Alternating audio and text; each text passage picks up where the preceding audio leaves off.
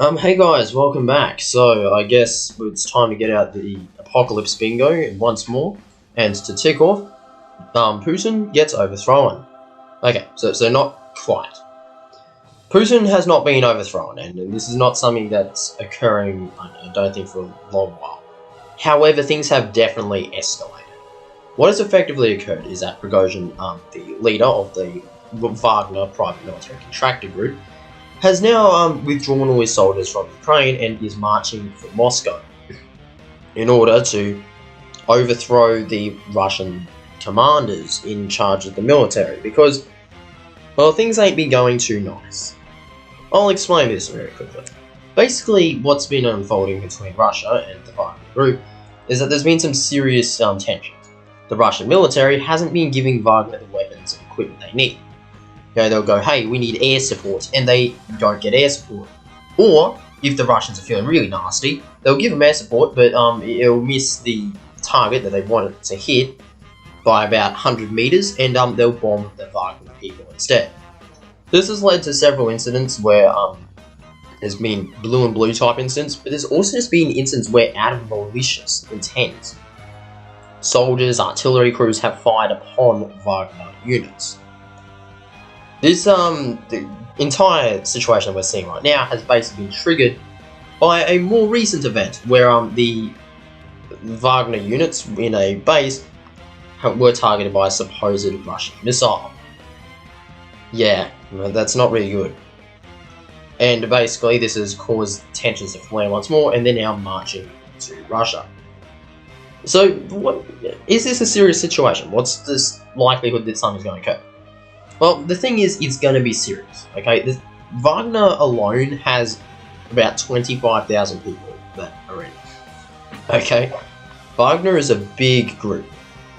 It's not a couple of soldiers that just, decide that, or some people that one day picked up a rifle and went, hey, I'm going to fire this couple of times. The other thing is that Wagner is really well equipped when you really think about it. Like, they got a lot of armored vehicles, they got a lot of artillery systems, and they got a lot of weapons that are really strong and really dangerous.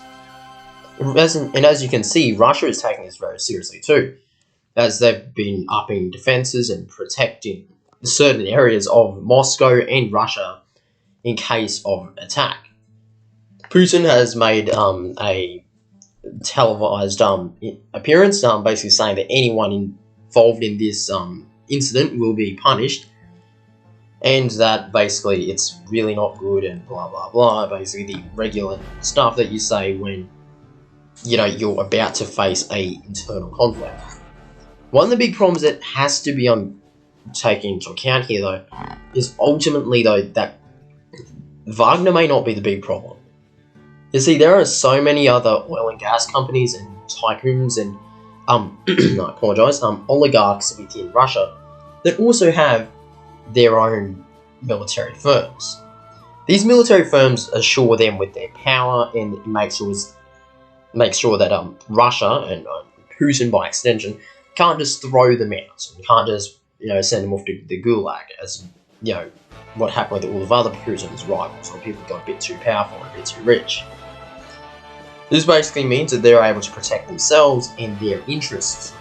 And this is a really big thing, because a lot of these guys weren't happy with this war to begin with. And a lot of people might see this as an opportunity to get Putin out.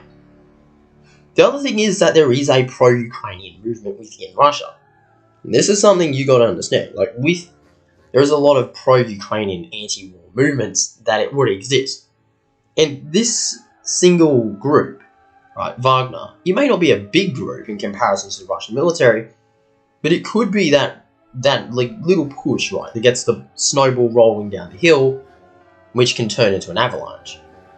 And that's something that has to be understood, is that this could be the start of something really serious and something really, really bad for Russia. So, this all has an impact upon a certain war in Ukraine. And this is actually something really, really interesting. You see, so far they're pulling troops out of certain areas to defend Moscow and various other regions. But if the situation gets too bad, you might even find troops being pulled from Ukraine. And this would open up defenses open up defensive lines, destroy a lot of supply routes and everything for Russia. And it would make Ukraine's job of this counteroffensive very, very simple. Or at least much more simple. And that's something we have to take into account. This is positive for Ukraine. Regardless of what actually happens, this is going to be very, very interesting to see unfold. And it has a lot of positive implications so far for Ukraine anyway. And if it turns into an all-out civil war, we could well see Ukraine's counteroffensive being pulled off with an absolute masterstroke of timing. But yeah, in all honesty, this is really interesting. Like, this is the first time I've seen something like this occur in my lifetime. Like, I'm not really that old, so, you know. But it is something I find really intriguing, and something I personally am really interested in seeing, and I'm really curious to see how it unfolds and how it goes.